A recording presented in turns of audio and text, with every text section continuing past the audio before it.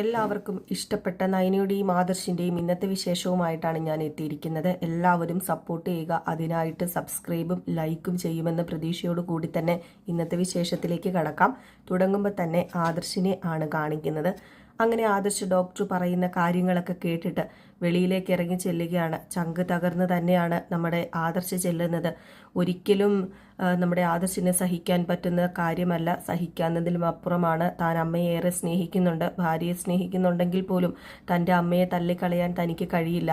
അതുകൊണ്ട് തന്നെ ഭയങ്കര വിഷമത്തോടു കൂടി ഇങ്ങനെ കരഞ്ഞുകൊണ്ട് നിൽക്കുകയാണ് നമ്മുടെ ആദർശ്. അപ്പോഴേക്കും ജയം വന്നു. ജയം വന്നിട്ട് എന്താ മോനെ ഡോക്ടർ പറഞ്ഞത്, എന്താ പറഞ്ഞതെന്ന് എന്ന് പറഞ്ഞപ്പോഴത്തേക്കും അത് പിന്നെ അമ്മയുടെ ബ്ലഡ് ഗ്രൂപ്പിൻ്റെ കാര്യം അച്ഛൻ അറിയാമല്ലോ, അത് റെയറായിട്ട് കിട്ടുന്നതാണ്. അതുകൊണ്ട് തന്നെ ബ്ലഡ് പെട്ടെന്ന് ചേഞ്ച് ചെയ്യുക എന്നുള്ള കാര്യം വളരെ ബുദ്ധിമുട്ടാണ്. ആ ബ്ലഡ് ഗ്രൂപ്പിലുള്ള ഒരാളെ കണ്ടെത്തണം. അതും ആരോഗ്യമുള്ള ഒരാളെ തന്നെ കണ്ടുപിടിച്ച് ബ്ലഡ് കൊടുക്കാൻ തയ്യാറാകുന്ന ഒരാളെ കണ്ടുപിടിക്കണം.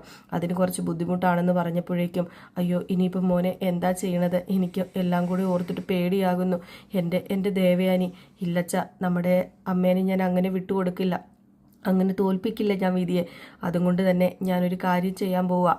ഇനിയിപ്പം എത്രയും പെട്ടെന്ന് ബ്ലഡ് കണ്ടുപിടിക്കണം. അതിനുള്ള കാര്യമാണ് ചെയ്യേണ്ടത്. അതിന് എത്ര കോടി രൂപ കൊടുക്കേണ്ടി വന്നാലും ആരെ കണ്ടുപിടിക്കേണ്ടി വന്നാലും നമുക്ക് കണ്ടുപിടിക്കാം അച്ഛ വിഷമിക്കണ്ട എന്നൊക്കെ പറഞ്ഞ് സമാധാനപ്പെടുത്തുകയാണ് കേട്ടോ. ഏതായാലും ഈ സമയം നമ്മുടെ മൂർത്തി മുത്തശ്ശനും അതുപോലെ തന്നെ വസുന്ധരയും ഒക്കെ സംസാരിക്കുകയാണ്. വേറൊന്നുമല്ല സംസാരിക്കുന്നത്. അങ്ങനെ വസുന്ധരയോട് പറയുകയാണ് ദേവയാനിയുടെ കാര്യം കുറച്ച് കഷ്ടത്തിലാണെന്നും അവിടുന്ന് ഡോക്ടർ വിളിച്ച് എന്നോട് പറഞ്ഞായിരുന്നുവെന്നും വളരെ മാരകമായ വിഷം തന്നെയാണ് ഉള്ളിൽ ചെന്നിരിക്കുന്നത് എന്നും. ഇത് കേട്ടിട്ട് വസുന്ധര പേടിച്ച് നിൽക്കുകയാണ് കേട്ടോ. അപ്പോൾ വസുന്ധര പറഞ്ഞു, എങ്ങനെയാണ് ഈ വിഷം അകത്ത് ചെന്നത് എന്നറിയാൻ പറ്റുന്നില്ലല്ലോ. ആരാണ് ഈ കൊടും ചതി ദേവയാനിയോട് ചെയ്തത്? ഒരിക്കലും നയനമോൾ ഇത് ചെയ്യില്ലെന്ന് എനിക്ക് നന്നായിട്ടറിയാം. നയനമോള് ഇതിന് കൂട്ടു നിൽക്കുകയില്ല. ഇത് വേറെ ആരോ ചെയ്തതാണ്. അപ്പോഴാണ് പറഞ്ഞത് മൂർത്തി, ഇതുവരെ നടക്കാത്ത സംഭവങ്ങളാണ് ഈ വീട്ടിൽ നടക്കുന്നത് എങ്കിൽ അത് പുതിയ മരുമകളുടെ മാഹാത്മ്യമാണെന്ന് കൂട്ടിക്കൊണ്ടാൽ മതി. പുതിയ മരുമകൾ വന്നതും ഈ വീട്ടിൽ എന്തൊക്കെയാണ് നടക്കുന്നത്? ഇതുവരെ ഈ വീട്ടിൽ 2 പേരെ മാത്രം പേടിച്ചാൽ മതിയായിരുന്നു, ജലജയെയും അഭിയെയും. അത് പേടിയല്ലായിരുന്നു, അവരെ ഒന്ന് സൂക്ഷിച്ചാൽ മതിയായിരുന്നു. പക്ഷെ ഇപ്പം ഈ കുടുംബത്തിൽ വന്നു കയറിയ മരുമകളെയൊക്കെ പേടിക്കേണ്ട ഒരവസ്ഥയിലാണോ നമ്മളിപ്പോൾ കഴിഞ്ഞു പോകുന്നത്? ഇനി എന്ത് ചെയ്യാനാണ്? എല്ലാം ഉൾക്കൊണ്ട് ജീവിക്കുക. പുറത്ത് കേസിനോ വക്കാണത്തിനോ ഒന്നും പോകാൻ പറ്റില്ല. കാരണം നമ്മുടെ അനന്തപുരി തറവാട്ടിൻ്റെ മാന്യതയ്ക്ക് ഒരിക്കലും ചേരുന്ന കാര്യമല്ല. അതുകൊണ്ട് തന്നെ ഇതിൻ്റെ ഉള്ളിൽ ആരാണ് എന്താണ് ചെയ്തതെന്ന് അത് കണ്ടുപിടിച്ചേ പറ്റൂ. നയനമോളെ രക്ഷിക്കണം. നയനമോളല്ല ഇത് ചെയ്തത് എന്ന് നമുക്ക് കണ്ടുപിടിക്കണ്ടേ എന്നൊക്കെ ഇങ്ങനെ പറയുകയാണ് കേട്ടോ. ഇത് കേട്ടപ്പോഴത്തേക്കും വസുന്ധര പറയുന്നു, നമുക്ക് കണ്ടുപിടിക്കണം, എങ്ങനെയാണെങ്കിലും ഇത് കണ്ടുപിടിക്കണം. നവ്യമോള് പറഞ്ഞതുപോലെ തന്നെ ആരാണ് ഇതിൻ്റെ പിന്നിലെന്ന് എനിക്ക് കൂടുതൽ സംശയം അത് വേറെ ആരുമല്ല, അത് രേവതിയും അനാമികയും തന്നെയാണ്. പക്ഷേ അങ്ങനെ പറയാനും പറ്റില്ലല്ലോ. അങ്ങനെ പറയുകയോ കണ്ടുപിടിക്കുകയോ ചെയ്താൽ അനിയുടെ ജീവിതം എന്തായിത്തീരും? എനിക്ക് വല്ലാണ്ടങ്ങ് പേടിയാവുക. ഇനിയിപ്പോൾ എന്ത് ചെയ്യും? ഒരെത്തും പിടിയും കിട്ടുന്നില്ലല്ലോ എന്നൊക്കെ പറയുന്നു. അങ്ങനെ മൂർത്തി മനസ്സിൽ എന്തൊക്കെയോ വിചാരിച്ചുകൊണ്ടിരിക്കുകയാണ്. വീണ്ടും കാണിക്കുന്നത് ഹോസ്പിറ്റലാണ്. ഹോസ്പിറ്റലിൽ ഇതുവരെ ബ്ലഡ് കിട്ടാത്തതിൻ്റെ ടെൻഷനും കാര്യങ്ങളുമാണ് എല്ലാവർക്കും. അതിനിടയിലാണ് നമ്മുടെ അനി ഹോസ്പിറ്റലിലേക്ക് കയറി ചെല്ലുന്നത്. അനി ഹോസ്പിറ്റലിൽ ചെല്ലുമ്പോഴേക്കും നമ്മുടെ ആദർശ് കാര്യങ്ങളൊക്കെ സംസാരിക്കുകയാണ്. അങ്ങനെ ആദർശ് പറയുകയാണ്, ഏതായാലും എത്രയും പെട്ടെന്ന് ബ്ലഡ് ഗ്രൂപ്പ് കണ്ടുപിടിച്ചേ പറ്റൂ. റെയറായ ഗ്രൂപ്പ് ആയതുകൊണ്ട് തന്നെ അത് കുറച്ച് ബുദ്ധിമുട്ടായിരിക്കുമെന്ന് പറയുമ്പോൾ പെട്ടെന്നാണ് നമ്മുടെ അനി കാര്യം ഓർക്കുന്നത്. നമ്മുടെ അനാമികയുടെ ബ്ലഡ് ഗ്രൂപ്പ് ഇത് തന്നെയാണെന്ന്. ഇത് കേട്ടതും ഇത് മനസ്സിൽ വിചാരിച്ചതും നമ്മുടെ അനി പറഞ്ഞു കേട്ടോ, അനാമികയുടെ ബ്ലഡ് ഗ്രൂപ്പ് ഇതാണെന്ന്. ഇത് കേട്ടതും ജയനും പറഞ്ഞു, എങ്കിൽ പിന്നെ പെട്ടെന്ന് അനാമികയോട് ഇങ്ങോട്ടേക്ക് വരാൻ പറ, അവളോട് ഇങ്ങോട്ടേക്ക് വന്ന് ബ്ലഡ് കൊടുക്കാൻ പറ, എങ്ങനെയെങ്കിലും ദേവയാനിയുടെ ജീവൻ രക്ഷിച്ചേ പറ്റൂ എന്ന്. അപ്പോൾ അനി പറഞ്ഞു, അതിന് പറ്റുമെന്ന് എനിക്ക് തോന്നുന്നില്ല. അവൾ വരാൻ തയ്യാറാകണ്ടേ? തയ്യാറായെങ്കിൽ തന്നെ അവളുടെ ചീഞ്ഞ ബ്ലഡ് എന്തിനാ വല്യമ്മയുടെ ശരീരത്തിൽ കയറ്റുന്നത്? അപ്പോൾ ആദർശ് പറഞ്ഞു, അങ്ങനെയൊന്നും പറയാൻ പറ്റില്ലല്ലോ. അവൾ ബ്ലഡ് തരാൻ തയ്യാറാവുകയാണെങ്കിൽ അത് തന്നെയാണ് നല്ലത്. അവളെ എത്രയും പെട്ടെന്ന് ഇങ്ങോട്ട് കൂട്ടിക്കൊണ്ട് വാ അനി എന്ന് പറയുമ്പോഴത്തേക്കും അനി പറയും, അവൾ വീട്ടിലില്ല, അവൾ വീട്ടിൽ നിന്നും ഇറങ്ങിപ്പോയി, മുത്തശ്ശനോട് വഴക്കിട്ടിട്ടാണ് വീട്ടിൽ നിന്നും ഇറങ്ങിപ്പോയത്. ഇത് കേട്ടതും ആദർശ് ഞെട്ടുകയാണ് കേട്ടോ. അങ്ങനെ നമ്മുടെ അനാമികയും വേണുവും ഒക്കെ അറിയുകയാണ് ഇങ്ങനെ ഒരു സംഭവം നടക്കുകയാണെന്നും തൻ്റെ ബ്ലഡ് ഗ്രൂപ്പ് അതാണല്ലോ, അപ്പോൾ പിന്നെ തനിക്ക് ബ്ലഡ് കൊടുക്കാമല്ലോ എന്നൊക്കെ ഇങ്ങനെ, അതായത് തൻ്റെ മകൾക്ക് ബ്ലഡ് കൊടുക്കാമല്ലോ എന്നൊക്കെ ഇങ്ങനെ രേവതിയും വേണുവും ആലോചിക്കുന്നു. അങ്ങനെ രേവതിയും വേണുവും ചെന്ന് അനാമികയുടെ മുമ്പിൽ ഇത് പറയുകയാണ്. ഇത് കേട്ട് കഴിയുമ്പോൾ അനാമിക സമ്മതിക്കുന്നില്ല. അനാമിക പറയാ, ഞാൻ ഒരിക്കലും ബ്ലഡ് കൊടുക്കില്ല, എനിക്കങ്ങനെ ബ്ലഡ് കൊടുക്കേണ്ട കാര്യമില്ല, ഞാൻ എൻ്റെ ശരീരം അങ്ങനെ ദോഷപ്പെടുത്താൻ തീരുമാനിച്ചിട്ടില്ല. അയ്യോ മോളെ, അതിന് ബ്ലഡ് കൊടുക്കുന്നത് ഒരു നല്ല കാര്യമല്ലേ? നമ്മുടെ ശരീരത്തിലെ ബ്ലഡ് മുഴുവനും കൊടുക്കുകയല്ലല്ലോ ചെയ്യുന്നത്. അത് ആവശ്യമായ രക്തം അതിനകത്ത് വെച്ചിട്ട് നമ്മുടെ ശരീരത്തിനുള്ളിൽ നിലനിർത്തിയിട്ട് തന്നെയാണ് മറ്റുള്ളവർക്ക് ബ്ലഡ് കൊടുക്കുന്നത്. എന്താണെങ്കിലും എനിക്ക് പറ്റില്ല, ഞാൻ പറഞ്ഞല്ലോ, ഞാൻ ബ്ലഡ് കൊടുക്കില്ല, എനിക്ക് പേടിയുവാ, അതുപോലെ തന്നെ എനിക്ക് ബ്ലഡ് കൊടുക്കാൻ തീരെ താല്പര്യമില്ല എന്ന്. ഇത് കേട്ടതും വേണു പറഞ്ഞു, എടി നിനക്ക് ബുദ്ധിയില്ലേ? ലേശം ബുദ്ധി ഉണ്ടെങ്കിൽ നീ ഒന്ന് ചിന്തിച്ച് നോക്ക്.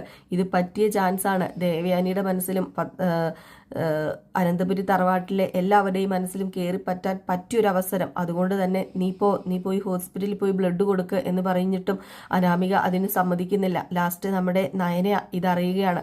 നയന ഇതറിയുമ്പോൾ ഹോസ്പിറ്റലിൽ എത്തിയ നയന വല്ലാണ്ടങ്ങ് ഷോക്കായി പോയിട്ട് നയന പറയാ, അതിനെന്തിനാ പുറത്ത് ബ്ലഡ് അന്വേഷിച്ച് നടക്കുന്നത്? ആദർശേട്ടാ, എൻ്റെ ബ്ലഡ് മതിയല്ലോ, എൻ്റെ ബ്ലഡ് അമ്മയുടെ ബ്ലഡും ഒന്നാണ്. ഇത് കേട്ടതും ആദർശിന് ഭയങ്കര സന്തോഷമാകാണ്. അങ്ങനെ ആദർശ് പറയാ, ആണോ നയനെ, എങ്കിൽ പിന്നെ പെട്ടെന്ന് നമുക്ക് ഡോക്ടറിൻ്റെ അടുത്ത് പോകാം. അങ്ങനെ ആദർശ് നയനയുമായി ജയൻ്റെ അടുത്ത് ചെന്നിട്ട്, ഇവക്ക് അമ്മയുടെ ബ്ലഡ് ഗ്രൂപ്പ് തന്നെയാണ് എന്നും പറഞ്ഞ് അടുത്ത് ചെല്ലുകയാണ്. അങ്ങനെ അടുത്ത് ചെല്ലുമ്പോഴത്തേക്കും നമ്മുടെ ജയനും ഒരുപാട് സന്തോഷവും. അങ്ങനെ ജയനും ആദർശും നയനയും ഡോക്ടറിനെ കാണാൻ വേണ്ടി പോകുന്നു. അങ്ങനെ ഡോക്ടർ പറയുകയാണ്, ഏതായാലും ഇത് നല്ല കാര്യം തന്നെയാണ്, കുടുംബത്തിലുള്ള ഒരാൾ തന്നെ ബ്ലഡ് കൊടുക്കുക എന്ന് പറഞ്ഞാൽ, പ്രത്യേകിച്ച് മരുമകള് ബ്ലഡ് കൊടുക്കുക എന്ന് പറഞ്ഞാൽ അത് നല്ല കാര്യമല്ലേ? അപ്പം നയന് പറയുന്നുണ്ട്, ഞാൻ ബ്ലഡല്ല, എൻ്റെ ജീവൻ കൊടുക്കാൻ വരെ തയ്യാറാണ്, എൻ്റെ ജീവൻ വേണമെങ്കിൽ വരെ ഞാൻ അമ്മയ്ക്ക് കൊടുക്കാം, എൻ്റെ അമ്മയ്ക്ക് ഒരു ആപത്തും വരുത്തരുത്, പഴയ ആ അമ്മയെ എനിക്ക് തിരിച്ചു തരണം, ചുറുചുറുക്കും ആരോഗ്യമുള്ള എൻ്റെ അമ്മയെ എനിക്ക് തിരിച്ചു വേണം ഡോക്ടർ എന്ന് പറയുമ്പോഴത്തേക്കും ഡോക്ടർ പറയുന്നുണ്ട്, അമ്മായിയമ്മയെ മോക്ക് അത്രയ്ക്ക് ഇഷ്ടമാണെന്ന് തോന്നുന്നു, രണ്ടുപേരും തമ്മിൽ നല്ല ഫ്രണ്ട്സുകളെ പോലെയാണല്ലേ എന്ന് പറയുമ്പോഴത്തേക്കും ആദർശ് ഡോക്ടറിനെ ഒന്ന് നോക്കുകയാണ്. അപ്പം ആദർശ് ഡോക്ടറിനോട് പറയുന്നുണ്ട്, എന്ത് ചെയ്യാനാ, ഇവളുടെ ഈ നല്ല മനസ്സ് എൻ്റെ അമ്മ ഇതുവരെ കണ്ടിട്ടില്ല, എൻ്റെ അമ്മ ആ മനസ്സ് കാണാൻ കൂട്ടാക്കുന്നുമില്ല. അപ്പം ഡോക്ടർ പറഞ്ഞു, ചെറിയ പ്രശ്നങ്ങളൊക്കെ ഉണ്ടെന്ന് തോന്നുന്നു, ഏതായാലും ബ്ലഡ് ഗ്രൂപ്പ് കൊടുക്കുന്നത് കൂടി അമ്മായിയമ്മയ്ക്ക് മകളോട് സ്നേഹം കൂടും. കാരണം അമ്മായിയമ്മയുടെ ജീവൻ രക്ഷിക്കുന്ന മരുമകളെ അമ്മായിയമ്മയ്ക്ക് ഒരിക്കലും കൈവിടാൻ കഴിയില്ലല്ലോ. ഏതായാലും ബ്ലഡ് കൊടുക്കാനുള്ള എല്ലാ കാര്യവും ഇവിടെ തയ്യാറാക്കി കഴിഞ്ഞു, ഇനി നയന വന്നോളൂ എന്ന് പറയുകയാണ്. അങ്ങനെ നമ്മുടെ നയന ബ്ലഡ് കൊടുക്കാൻ വേണ്ടി കയറി ചെല്ലുകയാണ്. ഒരുപാട് സന്തോഷമാകാണ് കേട്ടോ. ആദർശിന് ഭയങ്കര സന്തോഷമായി. ആദർശിന് മാത്രമല്ല, നമ്മുടെ ജയനും അനിക്കും ഒക്കെ ഒത്തിരി സന്തോഷമാകാണ്. ഇതിലൂടെയെങ്കിലും ഇവരുടെ ആ വല്ലു വഴക്ക് മാറണം എന്ന ഒരു പ്രതീക്ഷയുണ്ട് നമ്മുടെ ആദർശിന്. ഈ വിവരം മൂർത്തിയും നമ്മുടെ വസന്തരയും അറിയുകയാണ്. അങ്ങനെ മൂർത്തി നയനെ വാനോളം പുകഴ്ത്തുകയാണ് കേട്ടോ. എൻ്റെ മരുമകൾ, അവൾ നല്ല മരുമകളാണെന്ന് ഞാൻ പറഞ്ഞില്ല, എനിക്ക് തെറ്റിയിട്ടില്ല, ഞാൻ ആദർശ് മുന്നിൽ കണ്ടെത്തി കൊടുത്ത മരുമകൾ ഒരിക്കലും തെറ്റില്ല എന്ന് എനിക്ക് നന്നായിട്ട് അറിയാം. അതുപോലെ തന്നെ അവൾ ഈ വീടിൻ്റെ ഐശ്വര്യമാണെന്നും നിലവിളക്കാണെന്നും ഒക്കെ എന്നോട് ജ്യോത്സ്യം പറഞ്ഞത് ഇപ്പോഴും എൻ്റെ കാതിൽ മുഴങ്ങുന്നുണ്ട്. അവളെ നമുക്ക് വിടാൻ പാടില്ല, അവൾ എപ്പോഴും നമ്മുടെ അനന്തപുരി തറവാട്ടിൽ വേണം, ഇനി നമ്മുടെ കാലശേഷം അവൾ വേണം ഇതൊക്കെ ഏറ്റെടുത്ത് ചെയ്യാൻ. ഇതൊക്കെ കേൾക്കുമ്പോൾ നമ്മുടെ നവ്യയ്ക്കും ഒരുപാട് സന്തോഷം തോന്നുകയാണ് കേട്ടോ. അങ്ങനെ നവ്യ പറയാണ്, ഒരിക്കലും ബാക്കിയുള്ളവർ വിചാരിക്കുന്നത് പോലെ എൻ്റെ ചേച്ചി അല്ല വിഷം കൊടുത്തതെന്ന് ഇപ്പോഴെങ്കിലും എല്ലാവർക്കും മനസ്സിലായല്ലോ. അതിന് ആരാ മോളെ പറഞ്ഞത് മോളുടെ ചേച്ചിയാ വിഷം കൊടുത്തതെന്ന്? ഒരിക്കലും ചേച്ചിയല്ല കേട്ടോ, സോറി, എൻ്റെ അനിയത്തിയാ വിഷം കൊടുത്തതെന്ന് പറഞ്ഞതല്ലേ. വിഷം കൊടുത്തത് എൻ്റെ അനിയത്തിയല്ലെന്ന് പറഞ്ഞിട്ട് ആരും വിശ്വസിച്ചില്ലല്ലോ. ആരാ പറഞ്ഞത്? ആരും വിശ്വസിച്ചില്ലെന്ന് ഞങ്ങൾക്കൊക്കെ അറിയായിരുന്നു. ഒരിക്കലും അങ്ങനെ എൻ്റെ നയനമോള് ചെയ്യില്ല എന്ന്. അങ്ങനെ എല്ലാവർക്കും ഭയങ്കര സന്തോഷമാകാണ്. നയന ബ്ലഡ് കൊടുത്തുകൊണ്ട് കിടക്കാണ്. ഏതായാലും ബോധം തെളിയുന്ന നമ്മുടെ ദേവയാനി അറിയാൻ പോവുകയാണ് തൻ്റെ ജീവൻ രക്ഷിച്ചത് നയനയാണെന്ന്. ഈ സത്യം അറിയുമ്പോഴെങ്കിലും ദേവയാനി നയനയെ സ്നേഹിച്ചു തുടങ്ങട്ടെ എന്നൊക്കെ നമുക്കും ആഗ്രഹിക്കാം. അതുപോലെ തന്നെ അനാമികയ്ക്ക് വലിയൊരു അക്കിടി പറ്റിയിരിക്കുകയാണ്. അനാമിക ബ്ലഡ് കൊടുക്കുകയാണെങ്കിൽ ഒരിക്കലും ദേവയാനിക്ക് ബ്ലഡ് നയന കൊടുക്കേണ്ടി വരില്ലായിരുന്നു. അങ്ങനെ വലിയൊരു അബദ്ധം പറ്റിയിരിക്കുകയാണ്. അപ്പോൾ ഇതൊക്കെ കോർത്തിണക്കിയാണ് ഇന്നത്തെ വിശേഷം വന്നിരിക്കുന്നത്.